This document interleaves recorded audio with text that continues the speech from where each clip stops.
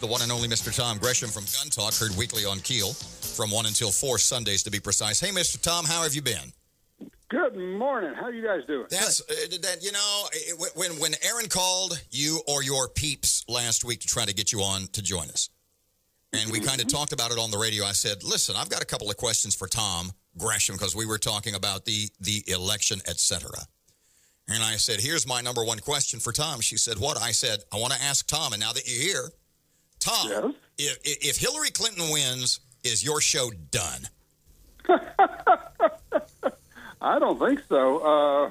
It's, no matter what happens, people still like their guns, they own their guns. Now, I guess implied in that, are you asking, will we still be able to have our guns? She coming to your door to get them. Oh, well, let's start with what you think about that in general, in macro, and then sort of segue into Hillary's proposed, I think it's 25% tax on all things gun and gun related.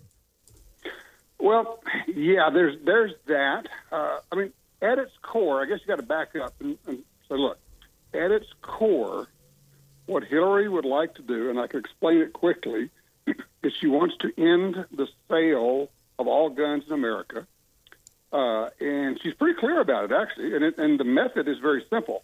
And actually it's pretty easy when you think about it. She wants to remove this protection that gun makers have against these junk lawsuits that were started by New Orleans.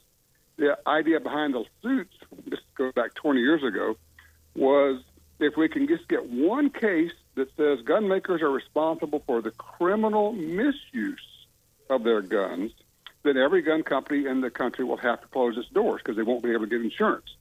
She says over and over again, we've got to remove that protection so people can sue gun makers even though they make a legal, non-defective product. Well, if you do that, then nobody will be able to make guns in America.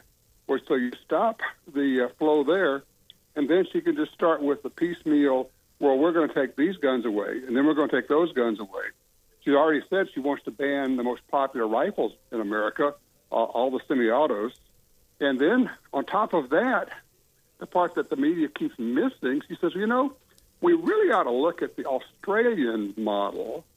Well, that was forced confiscation, turn in your guns or go to prison.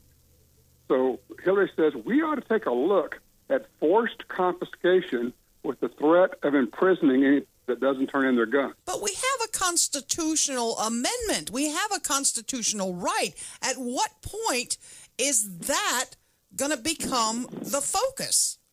Oh, yeah, that's a great question, Erin. And here's how they reconcile that. In the same breath, she will say, well, I support the Second Amendment, but... And the thing is, she's actually not being dishonest there.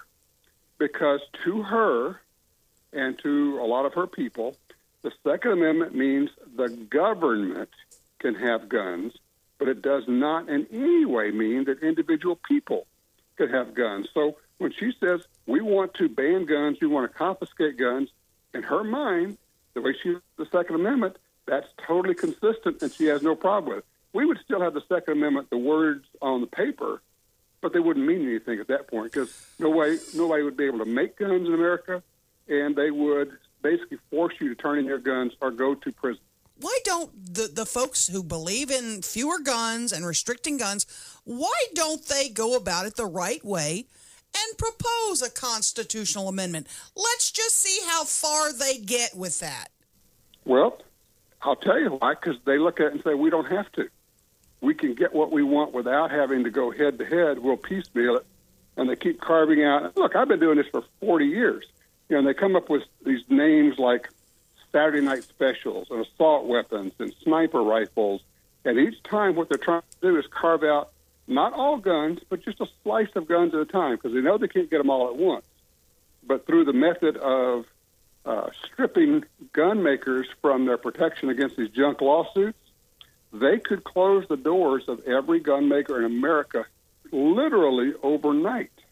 And they call that the new buzzword. The new term is common sense gun control. Every time you hear the term common sense gun control, you know that somebody on the political left is trying to take away your weapons.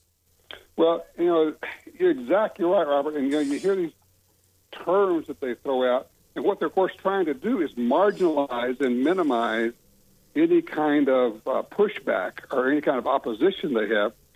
The question I have is, we know this is what she wants to do. She never misses a chance to say this. She wants to ban guns. She has a plan to ban guns.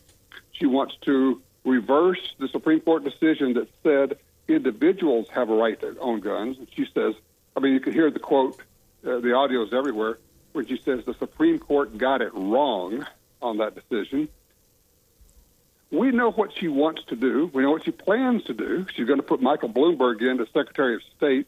By doing that, he could block the import of guns into the United States. I guess my question is, do gun owners get it, and will they vote based on that? A lot of activists will, but I'm afraid that a lot of people who are just kind of casual gun owners or hunters, which sometimes that's a casual gun owner, either don't know or don't actually believe that the threat is real.